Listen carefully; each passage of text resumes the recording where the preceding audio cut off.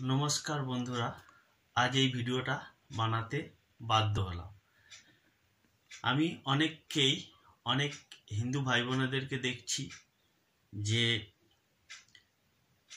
তাদের মধ্যে একটা দ্বিধাবোধ সৃষ্টি হয়েছে, যে তারা ভাবছে যে জয় শ্রীরাম বললেই তারা হয়তো বিজেপি হয়ে যাবে। কিন্তু সেই সমস্ত ভাই বোনেদেরকে আমি বলছি যে জয় শ্রীরাম বললেই বিজেপি হয়ে যায় না। রাম আমাদের হিন্দুদের দেবতা। আরে ভাই, যারা ভাবছো যে জয় শ্রীরাম বললেই বিজেপি হয়ে যাবে, আরে ভাই, ভোটেরই যদি ভয় পাও সে তো তোমাদেরই হাতে। তাহলে তোমরা জয় শ্রীরাম বললেই কি বিজেপি হয়ে যায়?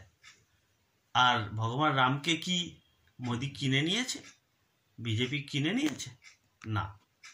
আমরা হিন্দু হিসেবে সবাই গর্বের সঙ্গে বলতে পারি। তা সত্ত্বেও যারা ভগবান রামের নাম নিতে ভয় পাচ্ছ, তাদেরকে বলছি তোমরা ধর্মান্তরণ করে নাও, তো রাজনীতি ছেড়ে দাও। ভগবান রাম আমাদের সমস্ত হিন্দু ধর্মে। তাই সবাইকে বলছি, আগামীকালকে 500 বছরের প্রতীক্ষার অবসান হতে চলেছে। ভগবান শ্রী রামের পূজা হবে।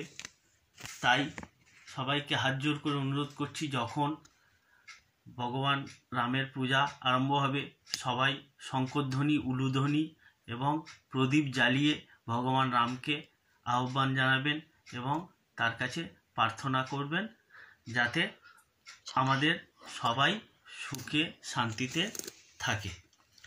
সবশেষে একটাই কথা বলবো, সব কিছু ভুলে হিন্দু হিসেবে গর্বের সঙ্গে বলো জয় শ্রীরাম।